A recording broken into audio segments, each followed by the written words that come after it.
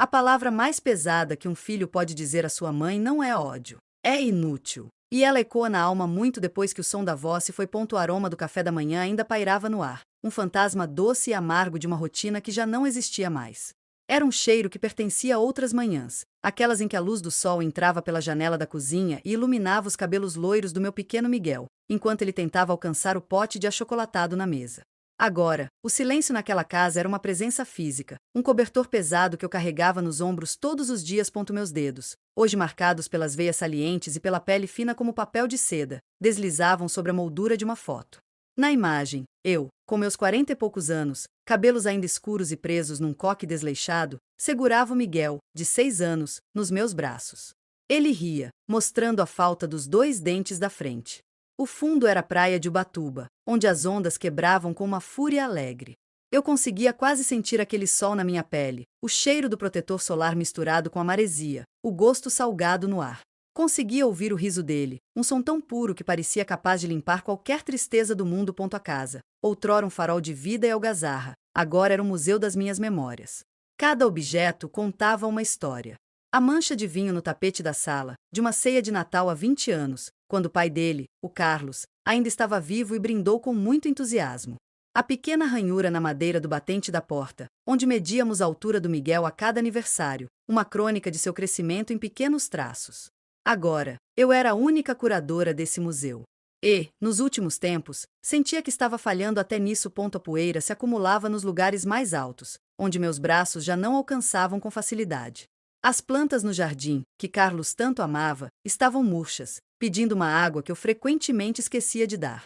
O mundo, outrora tão vasto e cheio de possibilidades, havia encolhido para os limites destas 4 paredes. Meus dias eram uma sucessão de tarefas simples, interrompidas por longos períodos em que eu simplesmente ficava sentada na poltrona, olhando pela janela, vendo a vida passar na rua sem me incluir. E então, a campainha tocou. O som me fez pular, arrancando-me do transe. Era um barulho raro, quase um intruso na minha quietude. Levantei-me com cuidado, me apoiando no braço da poltrona. A dor no joelho direito, uma velha conhecida, latejou em protesto. Caminhei até a porta e, pelo olho mágico, vi ele. Miguel. Meu filho. Com seus 35 anos, trajes de um homem bem-sucedido, mas com uma sombra nos olhos que a mamãe de outrora reconheceria imediatamente. Abri a porta, e um sorriso frágil brotou no meu rosto. Miguel. Que surpresa boa, meu filho. Ele entrou com um passo apressado, carregando uma pasta de couro e o cheiro do mundo exterior. Mãe, preciso falar com você. É importante. Sentei-me novamente na poltrona, minhas mãos repousadas no colo, enquanto ele começava a andar de um lado para o outro na sala. Sua energia era elétrica, nervosa, e contrastava violentamente com a letargia do ambiente. Mãe, você não tem ideia de como as coisas estão difíceis. O mercado está implacável, as contas da firma estão um pesadelo, e a Júlia está ameaçando me deixar se eu não resolver minha vida. Ele passou a mão pelos cabelos, um gesto que herdou do pai. Estou desesperado. Preciso de uma solução, e preciso dela agora. Eu observei, meu coração apertando em um misto de preocupação e uma ponta de medo. O que posso fazer para te ajudar, meu filho? Você sabe que eu daria qualquer coisa por você. Ele parou de repente e olhou diretamente para mim. Seus olhos, tão parecidos com os meus, pareciam procurar por algo, uma falha, uma brecha. É justamente isso, mãe. É sobre o que você pode fazer. Ou melhor, sobre o que você não pode fazer mais. O ar pareceu sair da sala.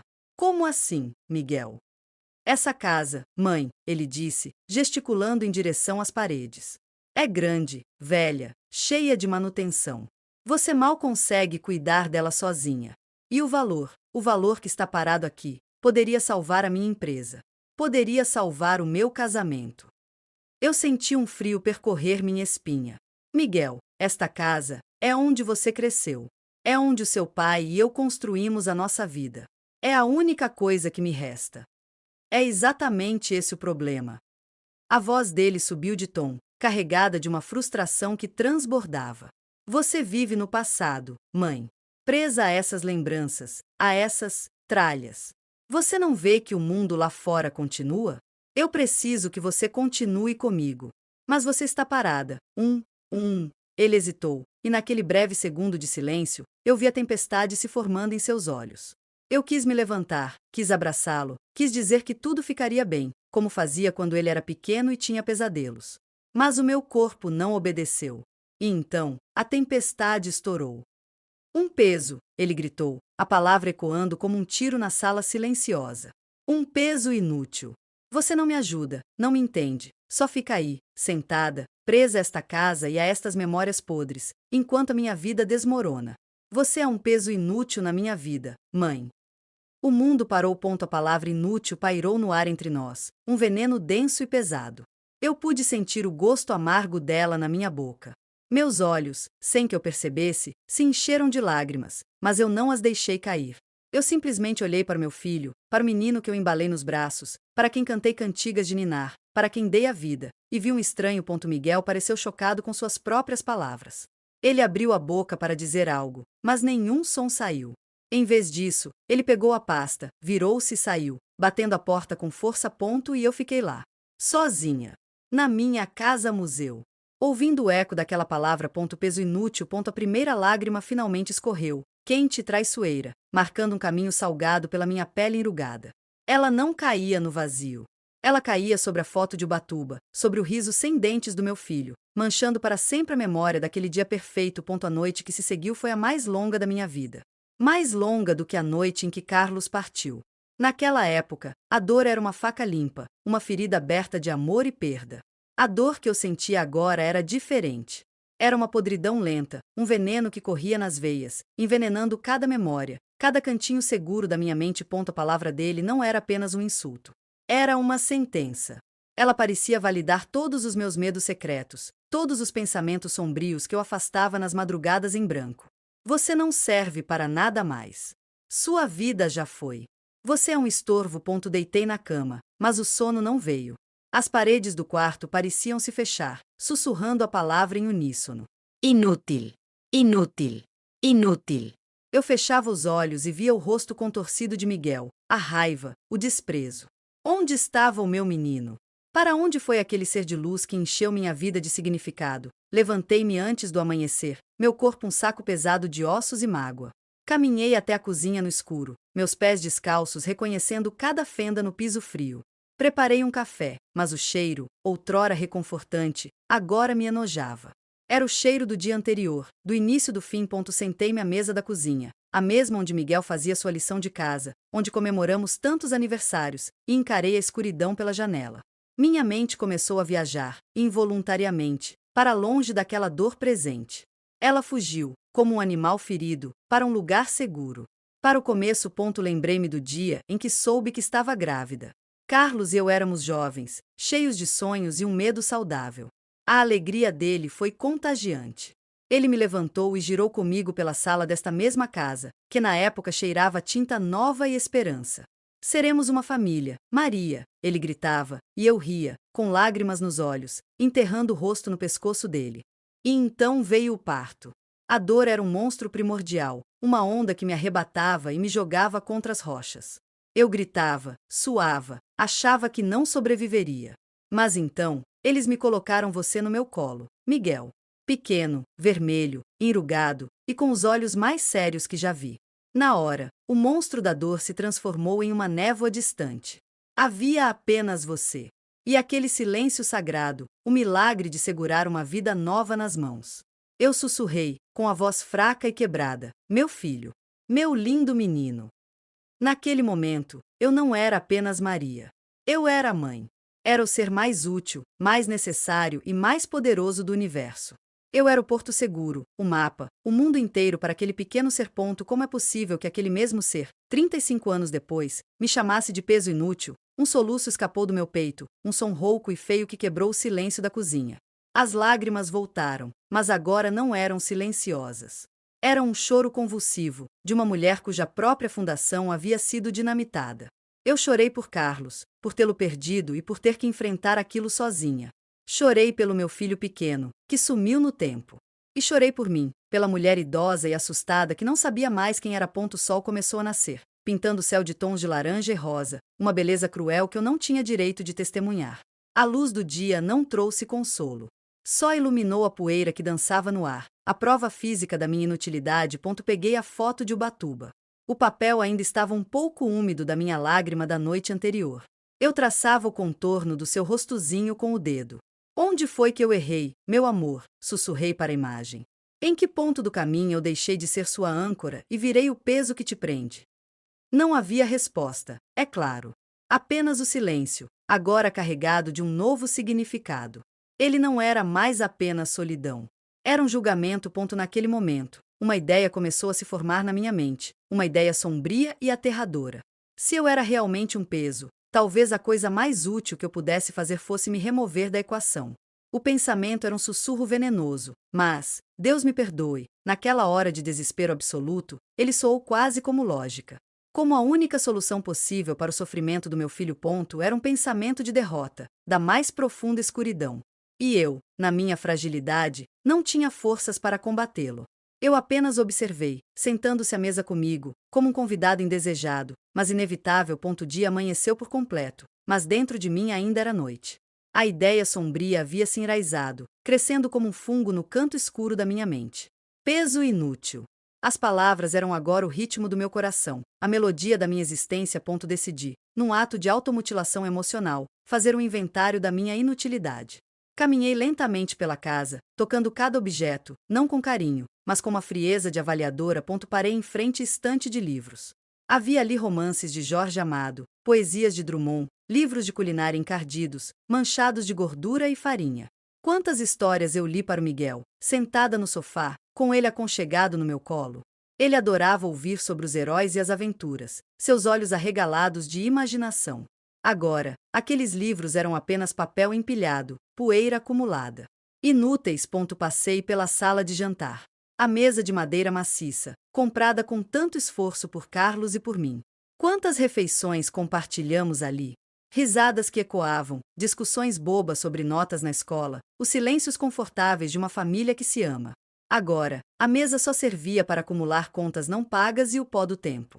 Inútil. Subi as escadas, cada degrau um pequeno triunfo sobre a dor no meu joelho.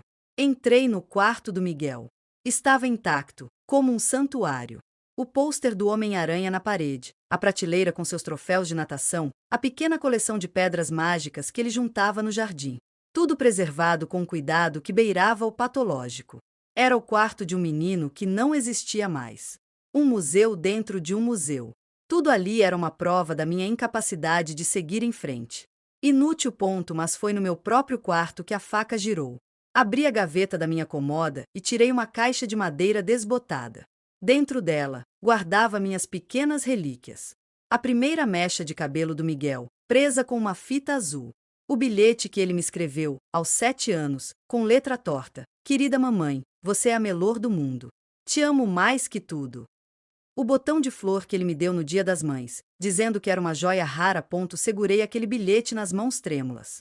As palavras infantis, cheias de erros, eram um testemunho de um tempo em que eu era o seu universo. A melhor do mundo.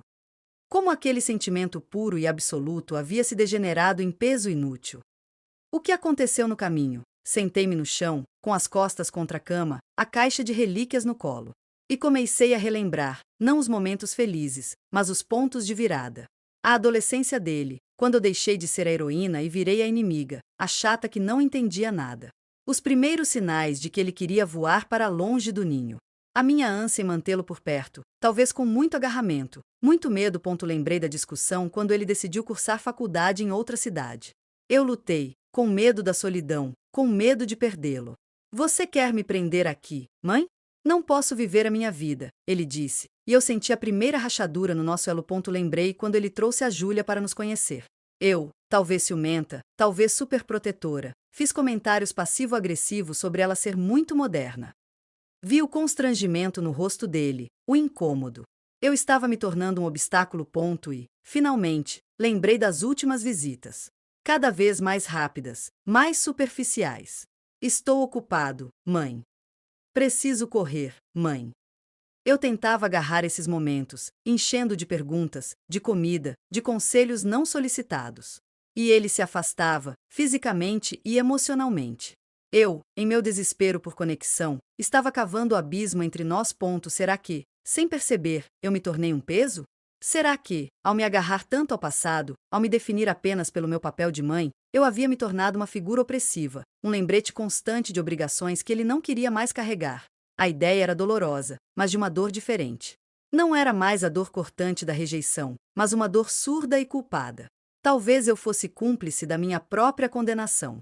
Talvez, em meu amor asfixiante e meu medo do futuro, eu tivesse forjado as próprias correntes que agora ele via como um peso inútil. Olhei novamente para o bilhete. Te amo mais que tudo. E então, a memória da noite anterior, peso inútil. Era impossível conciliar essas duas realidades. Elas não podiam habitar o mesmo universo. E, no entanto, habitavam. Dentro de mim. Fechei a caixa de relíquias com um baque surdo. O som ecoou no quarto vazio, um ponto final simbólico. Talvez fosse hora de deixar tudo aquilo para trás. Talvez a única forma de provar que meu amor era real era me sacrificar por ele, da maneira mais definitiva possível. A noite havia voltado, mesmo com o sol alto lá fora. E desta vez, ela parecia disposta a ficar. Amanhã seguiu seu curso, arrastando-se com a lentidão de um cortejo fúnebre. A ideia do sacrifício, que antes era um sussurro, agora era uma voz constante, insistente. Ela ditava meus movimentos. Tomei um banho frio, a água batendo na minha pele como pequenas agulhas de gelo, tentando sentir algo, qualquer coisa que não fosse o vazio interior. Vista-me com roupa simples, um vestido cinza que Carlos não gostava, dizendo que apagava minha luz. A minha luz já estava apagada há muito tempo. Desci para a sala, determinada. Se eu ia fazer isso, faria direito. Escreveria uma carta. Explicaria. Pediria perdão por ter sido um peso. E daria a ele, finalmente, a liberdade que ele tanto parecia desejar. Sentei-me na escrivaninha de carvalho, a mesma onde Carlos costumava pagar as contas da família. Peguei uma folha de papel de carta, amarela pela idade, e uma caneta tinteiro que ele me dera de aniversário. Minha mão tremia. Por onde começar? Meu querido Miguel. As palavras pareciam falsas, vazias. Rasguei a folha. Tentei novamente. Filho, quando você ler esta carta? Não. Soava melodramático, como um filme ruim. Respirei fundo, fechei os olhos e deixei a dor falar. E então, as palavras começaram a fluir, lentamente, manchando o papel com a tinta azul e a minha angústia. Meu filho, escrevo esta carta não para te culpar, mas para te libertar. Você tinha razão. Eu me tornei um peso na sua vida, um obstáculo no seu caminho. E por isso, do fundo da minha alma, eu te peço perdão. Perdoe-me por não ter percebido que o meu amor, com o tempo, se transformou em uma corrente. Perdoe-me por me agarrar tanto às suas fraldas que esqueci de soltar sua mão quando você aprendeu a andar sozinho. Perdoe-me por cada conselho não pedido, por cada olhar de preocupação que você interpretou como desconfiança, por cada tentativa de te manter por perto que, na verdade, te afastou. Eu só queria te dizer que você foi, desde o primeiro segundo, a melhor coisa que já aconteceu na minha vida. O menino que me encheu de orgulho, que iluminou meus dias com seu riso, que me fez sentir a pessoa mais importante do mundo. Lembro do seu cheiro de bebê, do seu primeiro dia de aula, do seu sorriso sem dentes. Essas memórias são o meu tesouro. E eu sinto muito se a minha forma de guardá-la se tornou um fardo para você. Não quero ser o peso que arrasta os seus sonhos para o fundo. Você merece voar leve, construir a sua vida com a Júlia, ser feliz. Se a minha ausência for o preço da sua felicidade, então eu apagarei de bom grado. Esta casa, tudo que há nela, é sua. Venda. Doe. Faça o que for preciso para aliviar os seus problemas. É o meu último ato de amor por você. Não se sinta culpado. Você me deu uma vida maravilhosa. O problema foi eu querer que ela durasse para sempre. Te amo mais que tudo. Sempre. Sua mãe. Coloquei a caneta sobre a mesa. Não chorei. Havia um estranho estado de paz, uma resignação fatalista. A carta estava escrita. A decisão, tomada. Olhei pela janela. O carteiro passava. Crianças iam para a escola.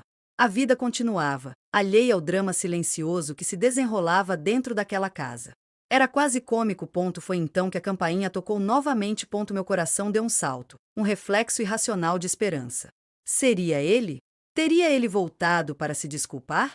Para apagar aquelas palavras horríveis com um abraço? Levantei-me, apoiando-me na mesa. A carta, ainda úmida, ficou sobre a madeira, um testemunho mudo da minha intenção. Caminhei até a porta, meu coração batendo forte no peito. Talvez houvesse um perdão. Talvez houvesse uma segunda chance. Abri a porta. Não era Miguel. Era uma mulher jovem, com uma expressão séria e profissional, segurando uma pasta. Bom dia, Dona Maria? Sou a doutora Beatriz, assistente social do município. Viemos fazer uma visita de rotina para avaliar as condições de moradia de idosos que residem sozinhos. O mundo desabou de uma maneira diferente. Não era a raiva de um filho. Era a compaixão burocrática do Estado, confirmando a minha inutilidade de forma oficial. Eles sabiam. O mundo lá fora sabia que eu era uma idosa frágil, incapaz, um caso a ser supervisionado. Eu, que já fui Maria. A esposa amada. A mãe devotada. A mulher que dirigia a casa, que tomava conta da família, que era a espinha dorsal de um mundo pequeno, mas completo. Agora, eu era apenas Dona Maria, uma senhora que precisava ser avaliada. A doutora Beatriz sorriu, um sorriso gentil, mas que para mim foi o golpe final. Posso entrar? Eu, sem palavras, abri a porta um pouco mais. O peso não era mais apenas uma palavra. Era uma realidade que batia à minha porta, com um crachá e um formulário para preencher. A visita da assistente social, a doutora Beatriz, foi um exame minucioso da minha decadência. Ela era educada, profissional, mas seus olhos percorriam a sala, anotando mentalmente a poeira nos móveis altos, a ausência de corrimãos no banheiro, a solidão palpável no ar. Você toma seus remédios regularmente, Dona Maria? Consegue fazer suas refeições? Tem alguém que a ajuda com as compras e a limpeza pesada? Cada pergunta era um pequeno golpe, um lembrete de todas as coisas que eu já não conseguia fazer, ou fazia com dificuldade. Eu respondia com monossílabos, minha voz parecendo não me pertencer. Minha mente, no entanto, estava em outro lugar. Estava na carta sobre a escrivaninha, na minha decisão final. Aquela visita era apenas um interlúdio bizarro, uma confirmação de que eu estava certa em meu plano. Enquanto ela inspecionava a cozinha, abrindo a geladeira quase vazia, meus olhos se fixaram em uma pequena foto-imã. Era eu e Miguel, num parque de diversões. Ele devia ter uns 10 anos, e estava com o braço em volta dos meus ombros, com um sorriso de algodão doce nos lábios. Naquele dia, eu era sua heroína porque tinha tido coragem de ir na montanha-russa com ele. Nossa, mãe, você é a melhor, ele gritara, e eu, com as pernas tremúlas e o coração na boca, sentirá-me a pessoa mais corajosa do mundo. Agora, minha única coragem residia em pensar em desaparecer. Parece que você tem uma bela família, Dona Maria, disse a doutora Beatriz, seguindo meu olhar para a foto. Seu filho a visita com frequência? A pergunta, inocente, caiu como uma bomba. Eu engoli em seco. Ele é muito ocupado. Ela fez uma anotação em sua prancheta. Aquela pequena anotação me encheu de uma vergonha avassaladora. Ela não estava apenas anotando a poeira, estava anotando o abandono. Finalmente, a visita terminou. Tudo parece em ordem, dentro do possível, ela disse, com um sorriso que não alcançava os olhos. Mas é importante ter uma rede de apoio, Dona Maria. Solidão não é boa para ninguém. Vou deixar alguns folhetos com números de telefone úteis. E voltarei para uma nova avaliação em alguns meses. Ela me entregou os folhetos, apertou minha mão e foi embora. A porta se fechou, e o silêncio voltou, mais pesado do que nunca. Os folhetos coloridos na minha mão pareciam gritar títulos como Depressão na Terceira Idade e Não Está Sozinho. Eu os joguei na mesa, ao lado da carta. Era tudo um grande teatro. A sociedade mandando seus agentes para verificar se os idosos estavam se decompondo de maneira adequada. A raiva, então, começou a brotar. Uma raiva quente e surpresa, que substituiu a apatia e o desespero. Não era uma raiva contra Miguel, não ainda. Era uma raiva contra a vida, contra o tempo, contra minha própria fragilidade. Como eu tinha chegado a esse ponto? Como eu, que carreguei meu filho no colo, que enterrei meu marido, que enfrentou tantas tempestades, tinha me reduzido a uma mulher assustada, escrevendo cartas de despedida em uma casa empoeirada, caminhei até a cozinha com uma determinação renovada, mas doentia. Abri o armário de remédios. Havia frascos e mais frascos, para pressão, para colesterol, para dor nas articulações. Pílulas brancas, amarelas, azuis. A solução parecia estar ali, naquele pequeno arsenal farmacêutico que mantinha minha existência precária. Peguei um frasco de comprimidos para dormir. Balanceio. O som das pílulas batendo contra o plástico era sinistro, mas também soava como uma promessa de paz. De silêncio eterno. Mas então, outra memória veio à tona, involuntária e poderosa. Não era de Miguel criança, mas de Miguel adulto, há uns 2 anos. Eu tinha tido uma gripe muito forte, uma daquelas que derruba a gente. Ele veio me visitar e me encontrou de cama, febril e confusa. Ele não reclamou. Não falou em peso. Ele sentou na beira da minha cama, com um pano úmido, e passou a noite toda alternando para baixar a febre. Ele me deu colheradas de sopa, com uma paciência que eu não via nele há anos. E, no momento de lucidez, eu ouvi sussurrar, enquanto ajustava meu cobertor: "Fica forte, mãe. Eu preciso de você. Eu preciso de você." Aquela memória, tão simples, foi como um raio cortando a escuridão da minha mente. Ela não apagou a dor das palavras peso inútil, mas criou uma fissura na minha certeza absoluta. Porque aquela também era uma verdade. Em algum momento, mesmo que breve, ele sentiu que me precisava. A minha mão, que segurava o frasco de comprimidos, começou a tremer violentamente. Eu não era apenas um peso. Eu também tinha sido um porto. Um conforto. Uma presença. A raiva deu lugar a uma confusão profunda. Qual era a verdade? Eu era a mãe amada ou o peso inútil? Talvez eu fosse os dois. Talvez o amor fosse essa coisa complexa e contraditória, capaz de gerar tanto conforto quanto sufocamento. Lentamente, com um esforço sobre-humano, coloquei o frasco de volta no armário e fechei a porta. A carta sobre a escrivaninha agora me encarava, não como uma solução, mas como uma acusação de covardia. Eu não podia fazer aquilo. Não depois de me lembrar que, em algum lugar, sob as camadas de estresse, raiva e frustração do meu filho, ainda existia o menino que um dia precisou de mim. Desci as escadas, meu corpo exausto, minha alma um campo de batalha. Sentei-me na poltrona da sala, a mesma de sempre. A decisão final estava adiada. A dor, no entanto, permanecia. E com ela, uma pequena, minúscula faísca de dúvida. E a dúvida, naquela hora, era um presente precioso. Os dias se transformaram em uma névoa cinzenta. A carta permanecia sobre a escrivaninha, às vezes coberta por um livro, outras vezes descoberta, seu conteúdo uma sombra constante na minha consciência. Já não havia como um plano, mas como um monumento à minha dor mais profunda. A faísca de dúvida que acendera na cozinha não havia se apagado, mas também não havia crescido. Era uma chama fraca, tremulando contra um vento forte de tristeza. Minha rotina era um fantasma do que costumava ser. Levantar, arrumar a cama, tentar comer algo. Mas agora havia um novo elemento: a espera. Não a espera alegre pela visita de Miguel, mas uma espera tensa, quase doentia, pelo som do telefone ou da campainha. Cada toque me fazia saltar, meu coração batendo num ritmo de medo e expectativa. Seria ele? O que ele diria? E se fosse ele, eu teria coragem de enfrentá-lo? De mostrar a ferida que ele havia aberto? O silêncio, no entanto, era a única resposta. Uma tarde, buscando uma distração qualquer da minha própria mente, resolvi fazer algo que não fazia há anos. Liguei a velha televisão da sala. Passava um programa de culinária, depois um noticiário barulhento. Nada me prendia. Até que, ao mudar de canal, deparei-me com um documentário sobre a migração das baleias. As imagens eram de uma beleza de cortar o coração. Baleias jubarte, gigantescas e majestosas, navegando por oceanos vastos. A narração explicava sua jornada épica, das águas geladas onde se alimentavam para os mares tropicais, onde acasalam e têm seus filhotes. E então, a câmera mostrou uma cena que me prendeu a respiração. Uma mãe-baleia, nadando lentamente, e ao seu lado, seu filhote, pequeno e frágil, mantendo-se sempre perto dela, protegido por sua imensidão. A narração dizia: o vínculo entre a mãe e o filhote é um dos mais fortes da natureza. A mãe o guia, o alimenta, o protege de predadores durante a longa e perigosa jornada. Ela é seu mundo, seu mapa, sua salvação.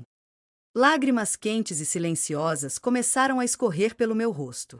Eu era aquela baleia. Por tanto tempo, eu tinha sido aquela baleia para o Miguel. Eu o carregara, o alimentara, o guiara através dos anos turbulentos de sua infância e adolescência. Eu era seu mundo. E ele, o meu filhote, nadando ao meu lado. O documentário continuou, mostrando o momento em que o filhote, já crescido, se separa da mãe para iniciar sua própria jornada, sozinho. Era natural. Era necessário. Era a lei da vida. E então, eu entendi. Talvez a minha dor não viesse de ter sido um peso inútil. Talvez viesse de não ter sabido lidar com o momento da separação.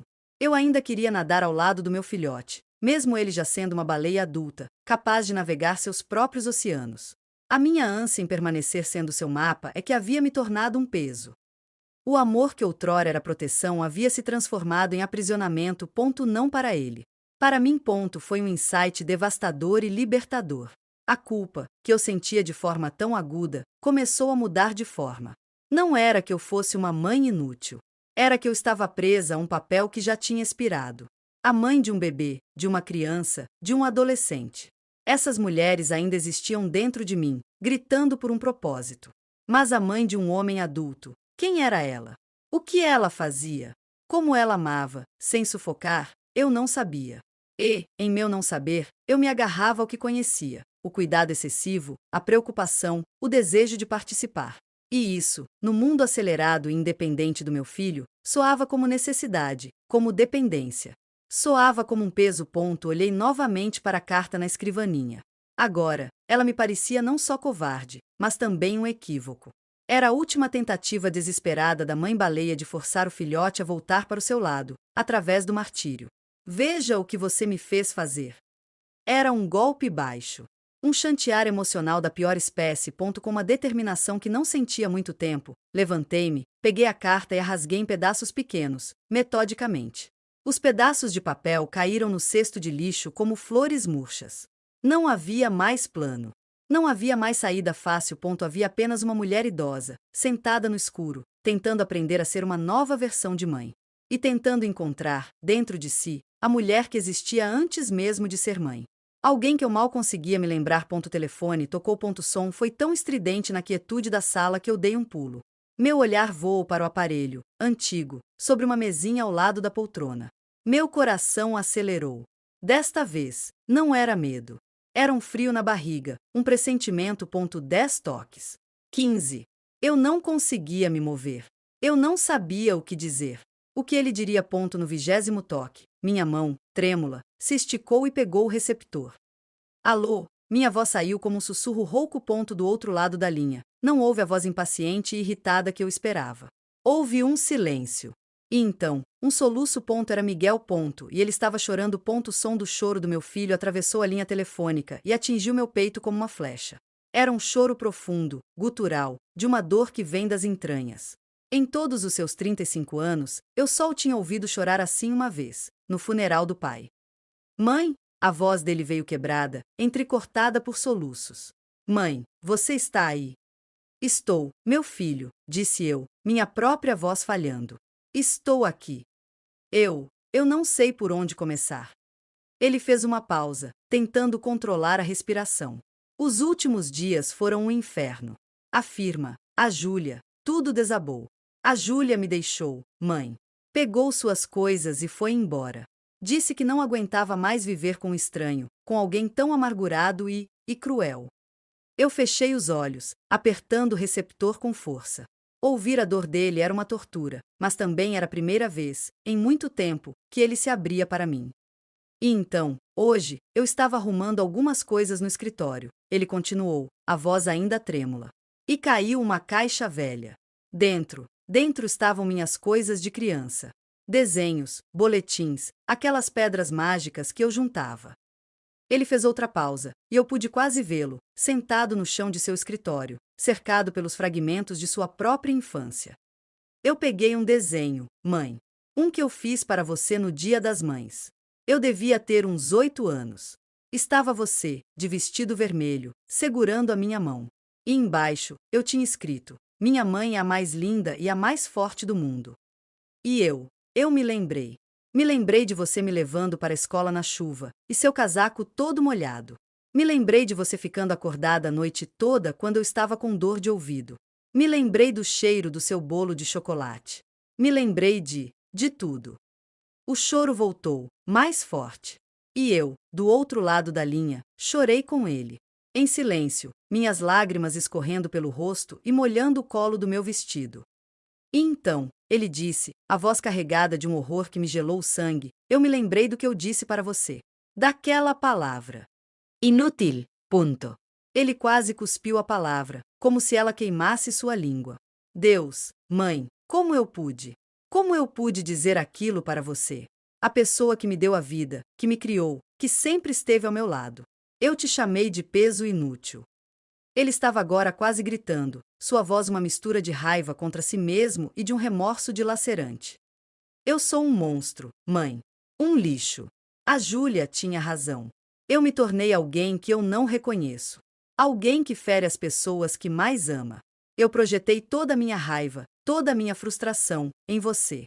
Porque você era o alvo mais fácil, o que sempre me amou incondicionalmente, não importa o quão horrível eu fosse. Eu usei o seu amor como um balde de lixo para despejar a minha podridão. Cada palavra dele era um golpe e um bálsamo ao mesmo tempo. A ferida era esfregada com sal, mas também estava sendo limpa. Eu queria interrompê-lo, dizer que estava tudo bem, que eu o perdoava. Mas as palavras não saíam. Eu só conseguia ouvir.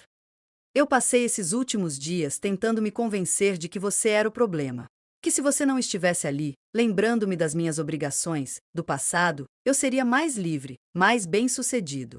Mas a verdade, mãe, a verdade é que eu tenho medo.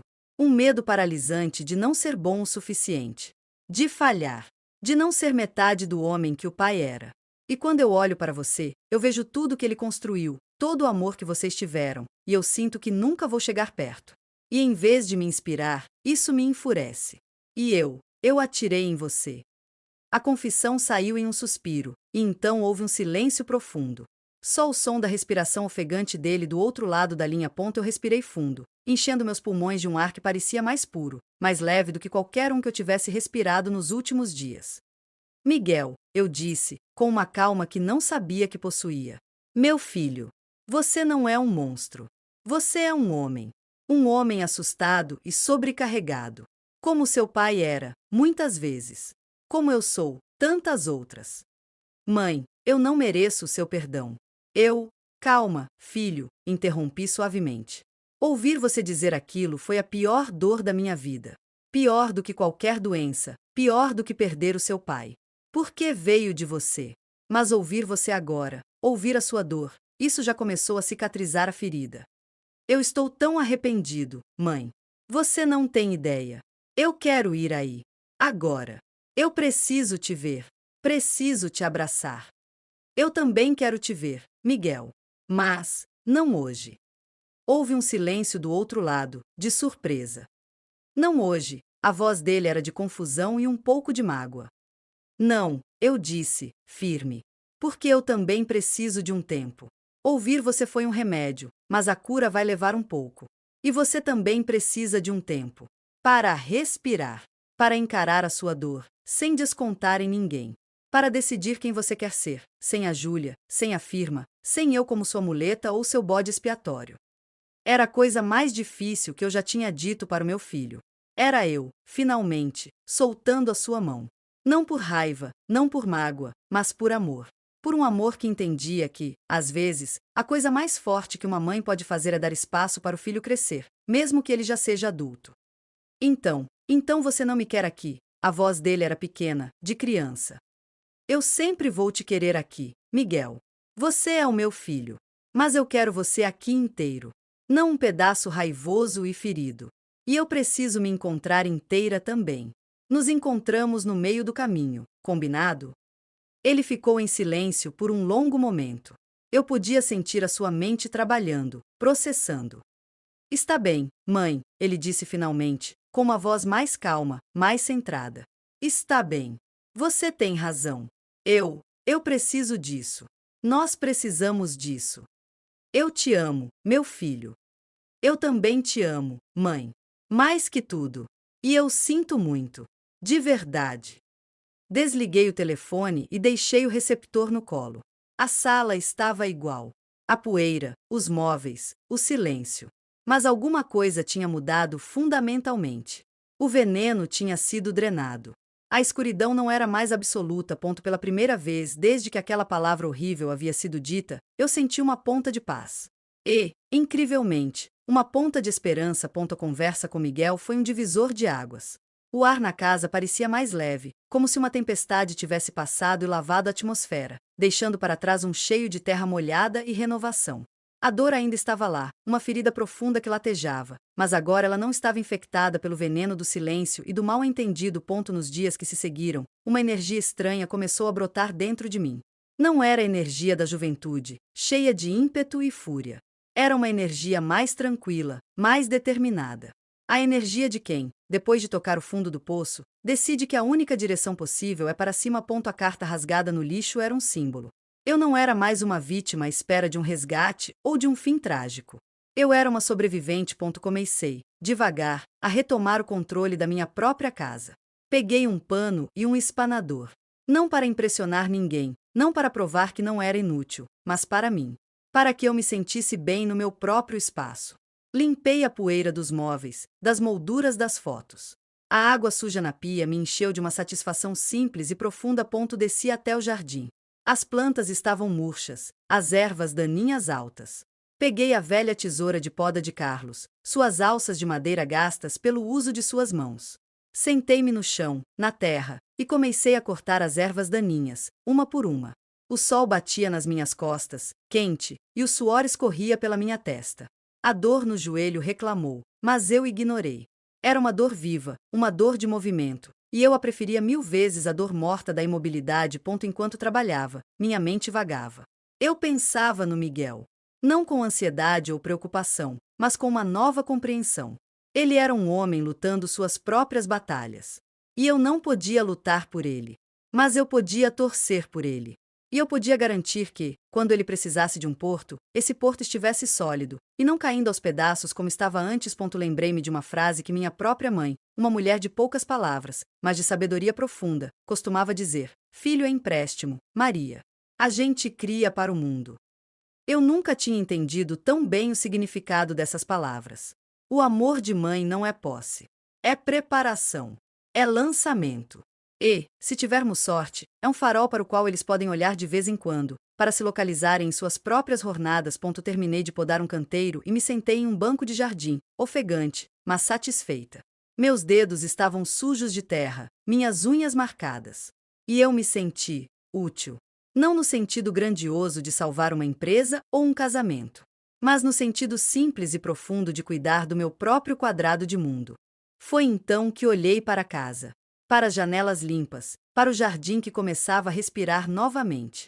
E eu pensei: esta casa não é um museu. É uma casa. E eu ainda vivo nela. No dia seguinte, fiz algo que não fazia há anos. Peguei a bolsa e fui até o mercado do bairro. Caminhei devagar, cumprimentei vizinhos que eu mal reconhecia. Comprei frutas frescas, legumes e, num impulso, um pequeno vaso de manjericão. Quando voltei para casa, a sacola pesava nos meus braços, mas o peso era bom. Era o peso da vida. Enquanto colocava as compras away, o telefone tocou novamente. Desta vez, meu coração não acelerou de medo. Apenas bateu em um ritmo normal. Atendi. Alô, mãe. Era a voz de Miguel. Mais calma. Mais serena. Só queria saber se você está bem. Estou, filho. Muito bem, na verdade. Estou limpando o jardim. O jardim? Ele pareceu surpreso. Mas, e o seu joelho? Dói, eu admiti com honestidade. Mas doer é sinal de que estou vivo. E de que estou fazendo algo. Houve uma pausa do outro lado. Estou feliz em ouvir isso, mãe. E ele parecia realmente feliz. Estou resolvendo as coisas por aqui. Conversei com um sócio em potencial.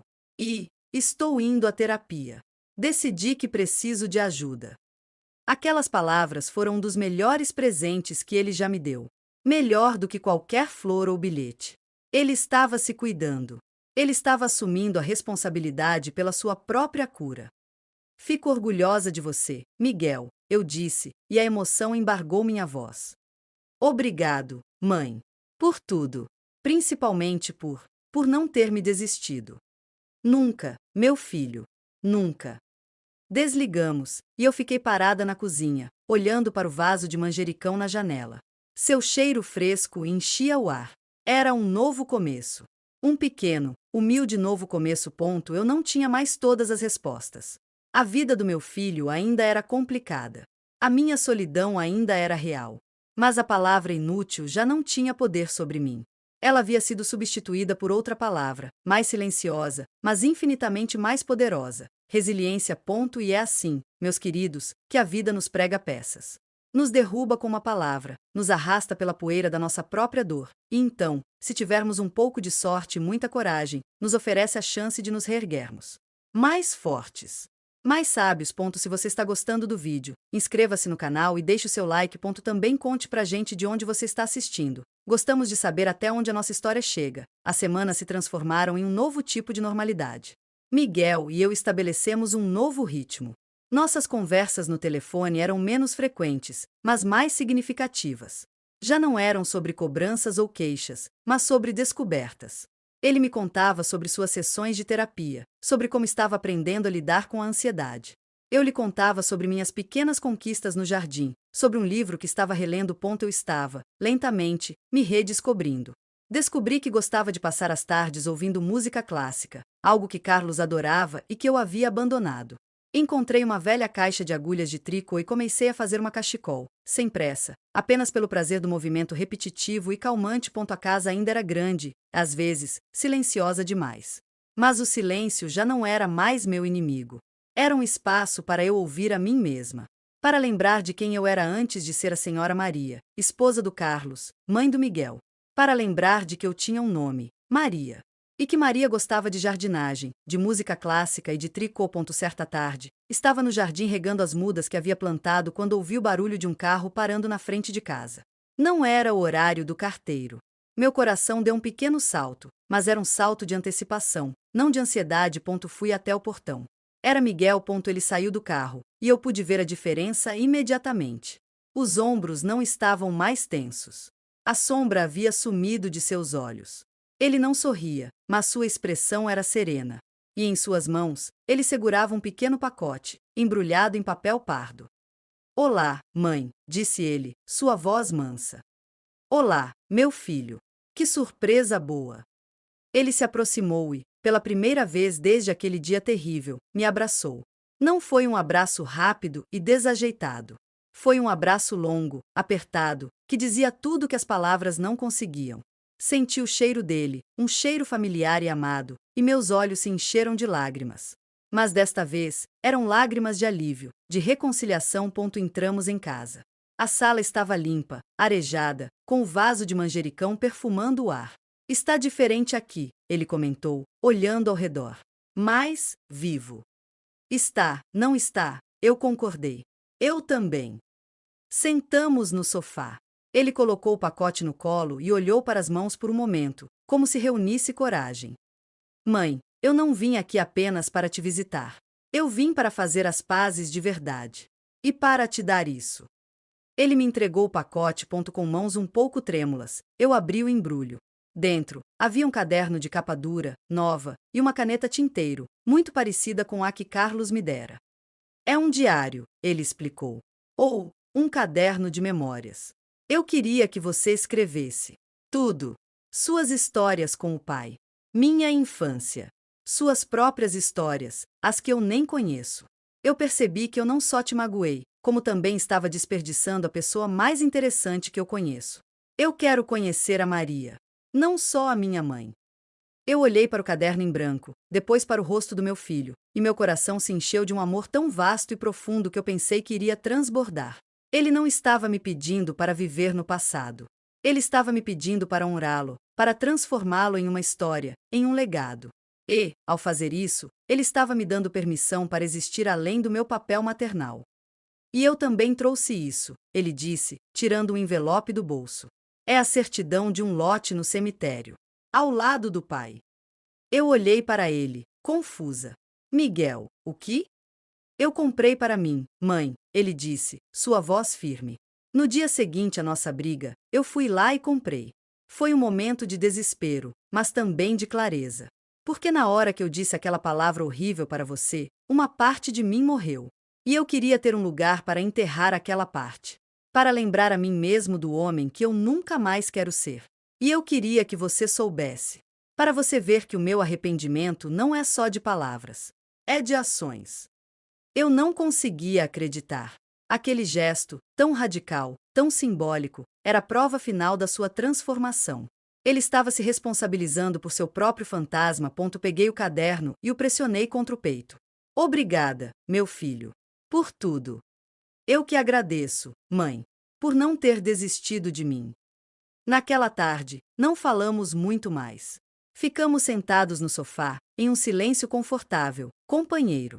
O passado não estava apagado. A ferida ainda estava lá, viraria uma cicatriz.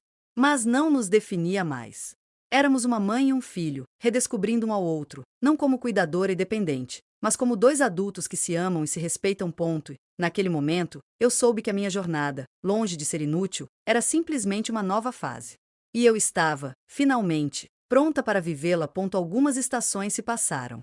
O outono pintou as folhas das minhas plantas de amarelo e laranja antes que caíssem, e o inverno trouxe de volta o cheiro de terra molhada e o céu cinza.